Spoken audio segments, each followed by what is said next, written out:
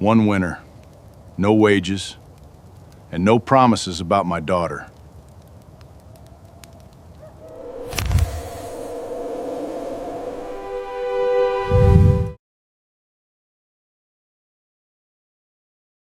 I know what I'm not, sir.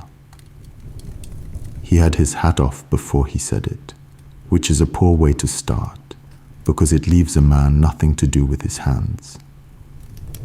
It was the 26th of October, 1886, a Tuesday, at the pole gate of the Dawson place, 9 miles south of Sagahan Flats, in Wyoming Territory.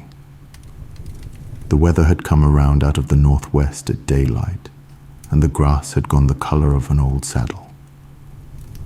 The young man at the gate was Wesley Quinn, 22 years old, and he had ridden over to ask for Rosalie Dawson. Warren Dawson came down from the barn and did not open the gate. He was 56, and he had the kind of face that gives a man no help at all. Say the rest of it. I've got a horse, my saddle, and $12. No place of my own, and no people. I'll not stand here and tell you I'm a fit match, because you'd know better, and then you'd have to be polite about it. And you want my daughter. I want your leave to ask her. Out past the corrals, the cattle were coming down off the north grass ahead of the weather, strung out and hurrying. Winter's coming on, Warren Dawson said. I'll want another hand, and I don't mean to pay for one. I'll make my offer once. He set a hand on the top rail of his own gate. One winter, no wages, and no promises about my daughter. Wesley Quinn turned his hat all the way around once. Yes, sir. What hour do you want me? Sun up. Now, the $12. Wesley Quinn had come into that country 3 years before with a freight outfit, and had stayed because the country did not ask him where he was from. His mother died in Kansas when he was 9.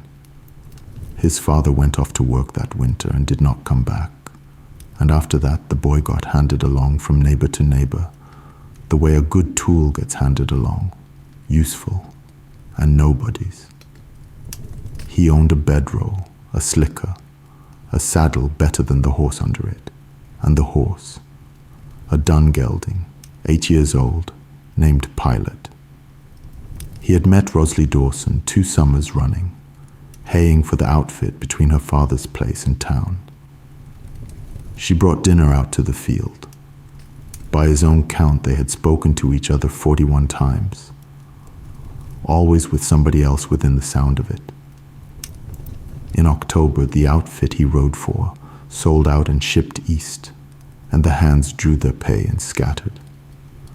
Most of his went where wages go. $12 stayed. A man with $12 in October in that country is not poor yet. He's only going to be. He had done the figuring. If he waited until he had enough to ask with, he would be 40. So he asked at 22, with his hat off, at a gate. Warren Dawson had been on that ground 22 years. He had put up hay every summer while his neighbors laughed at him for farming. Rosalie's mother had been dead 5 years. He had not said her name aloud in company since.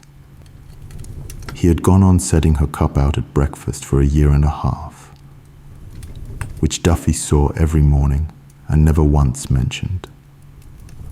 Rosalie was 19 and had run that house since she was 14. The terms got laid down at the kitchen door that evening, with all 3 of them standing. You bunk with Duffy. You eat with Duffy. You take your orders from me, and from him when I'm not by. And you'll not court my daughter. Not a walk, not a note, not a word that isn't work. If I find the 2 of you contriving, you're down the road inside of an hour, and no hard feelings on my part. Yes, sir. Warren Dawson turned his head. That holds for you as well. Nobody asked me, Rosalie said. No, nobody did. Then hear me, Papa. Come spring, you'll not be telling me. You'll be asking. Her father took his time about it. "That's fair," he said. That was the only argument those two had that winter, and neither of them ever took a word of it back. I have kept a list, over the years, of what a hired man in that country actually owned. A bedroll, a slicker, a hat that had been rained on, a saddle, and a horse. The saddle was often worth more than the horse. Both together were worth more than everything else he had, and he slept on the ground. As for wages, in a fair year, a hand drew somewhere near $30 a month, and his board, and in a poor year he drew less, or drew nothing, and was glad of the board. I have seen figures higher and lower, and I would not care to defend any one of them. Hands were let go in the fall. No outfit carried men through a winter it had no work for. So a young fellow, who could get his keep from November to April, was not being cheated. He was being offered the ordinary bargain of that country. Warren Dawson's offer was not cruelty then, and the boy did not hear it as cruelty. What he heard was the shape of it. No wages, no promise, and the only thing he had to spend was time. I made up the men in this story. I did not make up the winter. Before you settle your mind about Warren Dawson, I would rather you watched his hands than listened to him talk. The talking part of that man had been trained by 40 years of weather and told you nothing. The hands had not been trained by anything. And you may as well know now that there is nobody in this to be angry at. No banker, no rival, no hard neighbor. If you go looking for a villain, you will finish the evening disappointed. What there is a fair man, and a boy with nothing, and a young woman who was handed a rule she never agreed to and kept it anyway, which cost her more than it cost either of them, and which nobody thanked her for until the end. Wesley Quinn moved his bedroll into the bunkhouse on the 27th of October. The first snow came on the 4th of November and was gone off the grass by noon. The second came on the 17th, and it did not go off. It started at 4 in the afternoon, on a day that had given no notice, and by 5 you could not see the barn from the kitchen. Warren Dawson was east with Duffy, and the two of them holed up that night in the line shack. That left the home place with a girl in it and a hired boy who was not being paid. Below the house was a little pasture of late calves, born too near winter to be worth much, which is exactly the kind of stock a storm takes first. They had drifted against the south wire and stood there with their backs humped. Wesley Quinn went out into it alone. He was 3 hours getting them, on foot at the end, because the horse could not see either, walking the fence line with one hand on the wire. He put them in the pens behind the barn, where the drift would break, and he did the gate 3 times over, because he could not feel whether the chain had caught. Rosalie Dawson stood at the kitchen window through all of it, with the lamp set down on the floor so the glass would not throw her face back at her. Her father and Duffy got in the next afternoon. Warren walked the pens, looked the calves over, and said nothing whatever. That night, past 11, Rosalie came through for water, and her father's door stood part open. He was at the table with the lamp pole close, a small brown book open in front of him, writing. She did not look to see what it was. She went back to bed. "Morning, Mr. Dawson." "Morning." That was how it went every morning after. The boy said his 3 words, the man said his 1, and the day started. Wesley Quinn waited 2 weeks for something about those calves. Nothing came.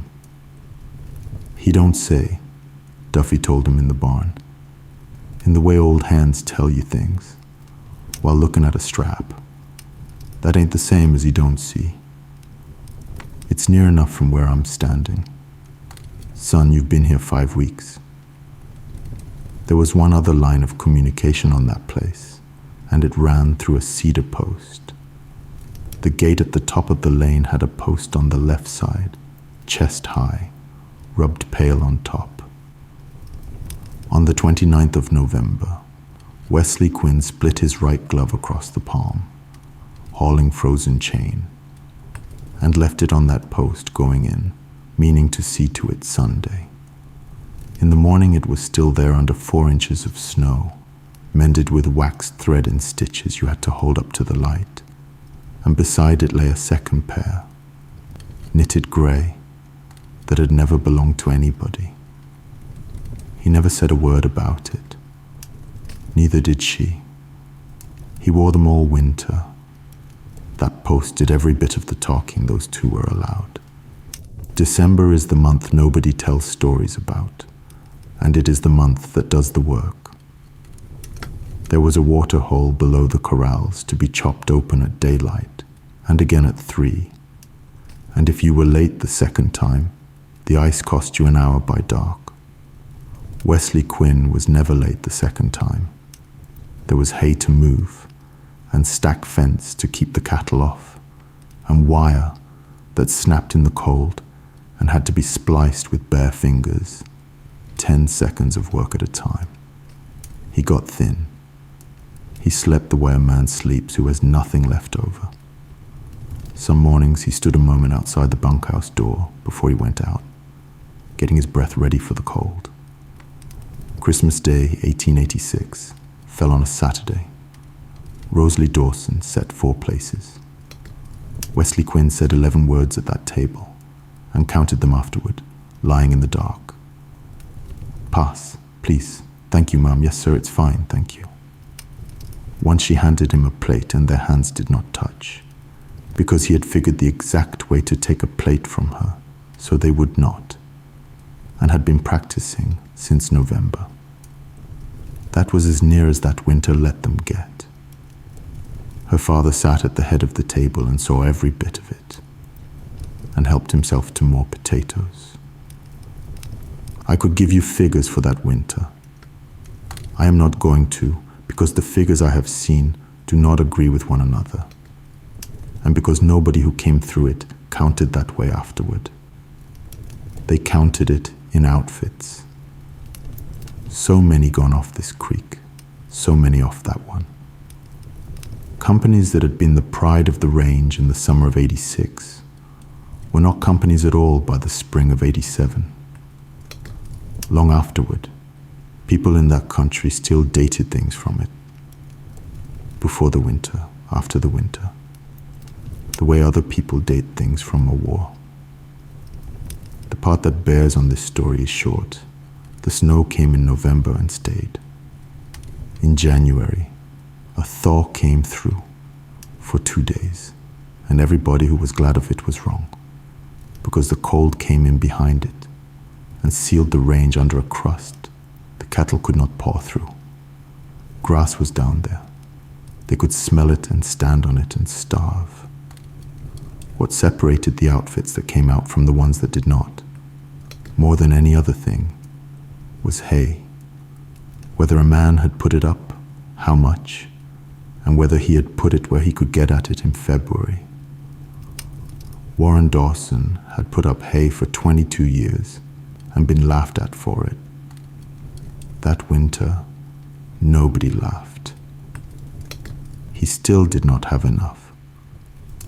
On the 18th of January, Warren Dawson sat at the kitchen table after supper and worked it 3 separate ways with a pencil, and every way came out the same. At the rate they were feeding, the stacks went to about the middle of February, and February is not the end of anything. 2 days later, Pa D came by. His quarter joined the Dawson South line, and he was leaving the country, a wagon, a wife, 2 children, and a cook stove, bound for a brother in Iowa. He was not bitter, which was the worst of it. He stood in the yard and named his price, 400 for the quarter, and the buildings such as they were. And Warren Dawson said he did not have it to spend, and the two men shook hands. Wesley Quinn heard all of it from the barn door. That night he walked out and paced off the stacks by starlight because he wanted to be wrong about the count, and he was not. On the last night of January, he sat on his bunk and laid his $12 out on the blanket. $12 would not buy one load of hay hauled 11 miles. He knew where the rest of the money was. It was standing in the corral, eating. Before daylight on the 1st of February, Wesley Quinn saddled the dun. Toomey ran hay meadows 11 miles up the valley and had come through the winter with more hay in stack than any man in the county. Wesley Quinn got there at 9 with the dun. "I've got no money to speak of," he said. "I've got a horse, 8 years old, sound, no vices, stands all day where you drop the reins.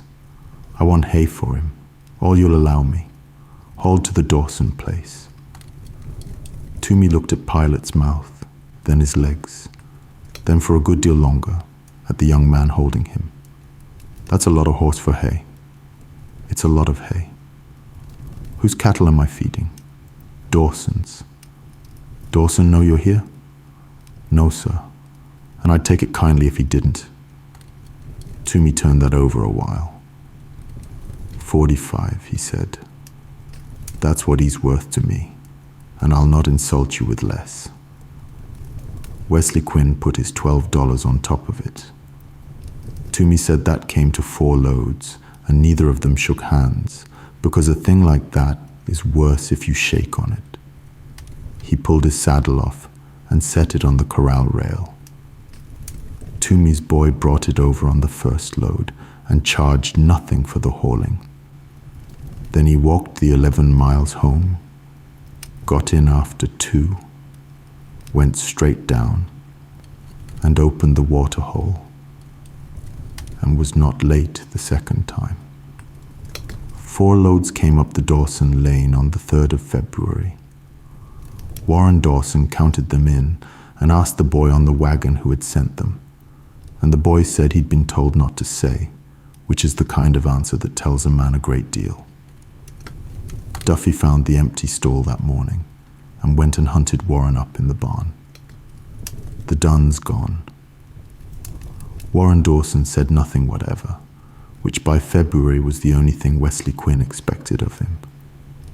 Rosalie went out that afternoon and stood at the corral fence, looking at the empty end of it, for as long as it takes to boil coffee. Next morning, there was a lard pail on the gatepost, hot, with a tin plate over it. There was one there every morning after that, until the snow went off. And not once in 2 months did either of them say the word coffee out loud. The hay lasted to the middle of March. Wesley Quinn rode ranch horses after that, 3 of them by turns. None of them his. A man riding another man's horse rides differently, and Warren Dawson watched him not complain of it for 6 weeks. The 11th of March was the worst day of that winter, and it came after everybody had decided the worst was behind them. There is work a winter like that makes necessary out in the pastures afterward, and I am not going to walk you out there while they do it. It got done. Wesley Quinn did the worst of it, because he was the youngest and did not ask to be spared. "Morning, Mr. Dawson." "Morning." Unchanged. That was the part that finished him, not the cold and not the horse, but the sameness. 4.5 months.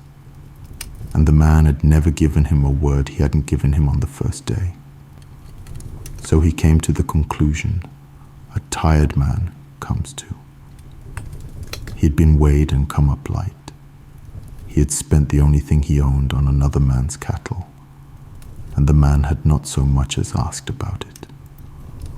Warren Dawson was fair the way weather is fair, the same to everybody and no comfort at all. And the answer was going to be no, and had likely been no since October. He saw Hosley at 40 feet twice a day for 4 months. There is a thing going on in that house all winter that nobody in it will say out loud, so I will say it for them. Rosalie Dawson had told her father he would be asking her in the spring, and she meant to give him an honest answer, which meant she had to be sure, which meant watching, which was the only thing the rule left her. So she watched, at 40 feet from a window. She mended a glove and made certain she was never thanked for it. She put the pail out before daylight, so she would not have to be standing there when he came for it. She knew about the horse on the 3rd of February from the empty end of the corral. Her father did not know until the 4th of March. She had been counting the mornings since the 26th of October. I will not tell you the number she had gotten to. She never told anybody either.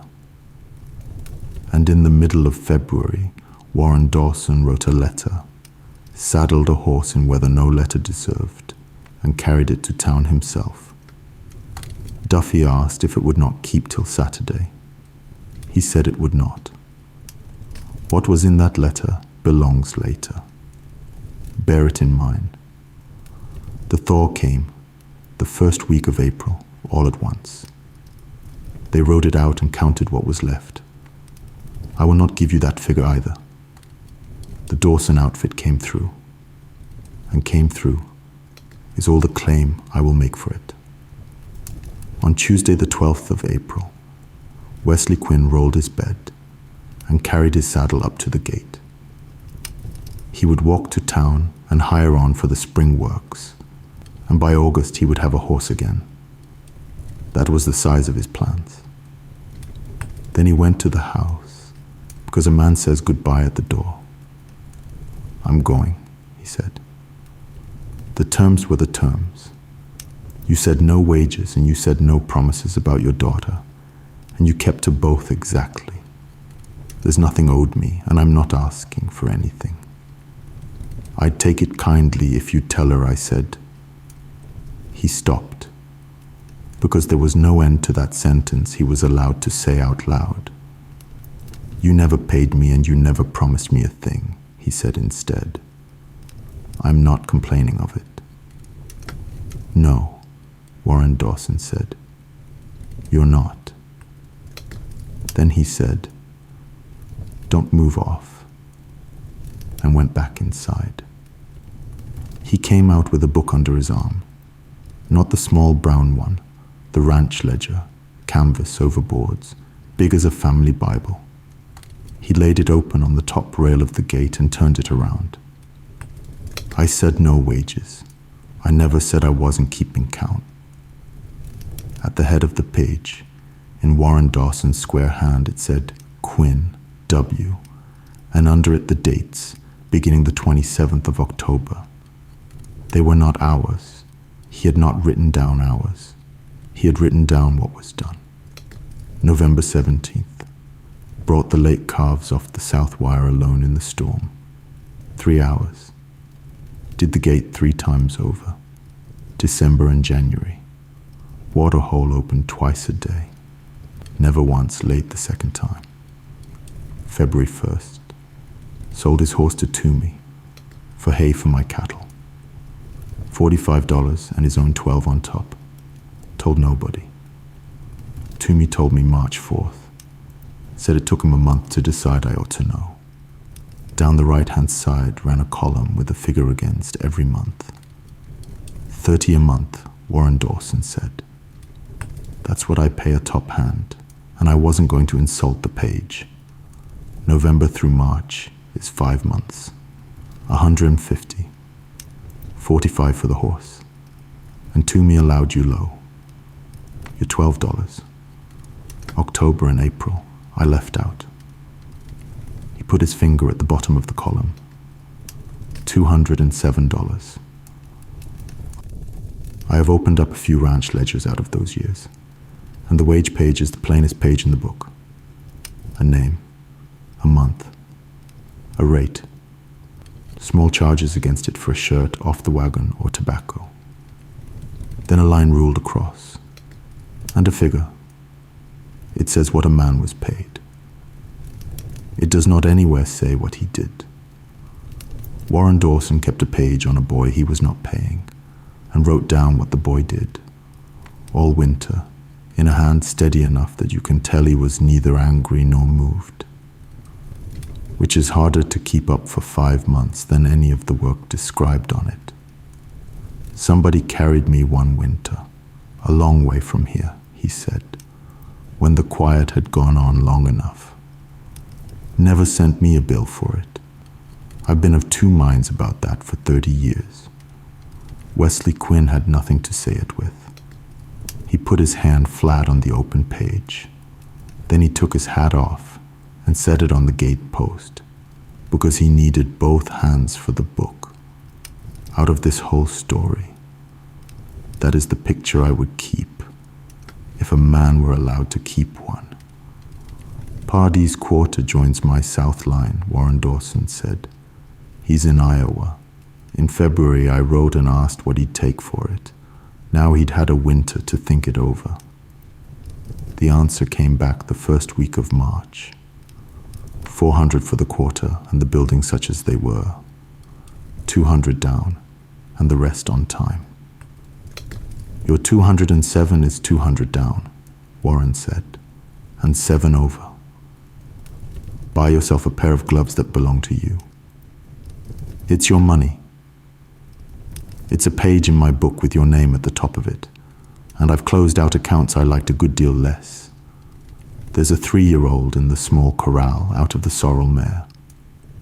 Green as grass, and he'll teach you 6 things you don't know.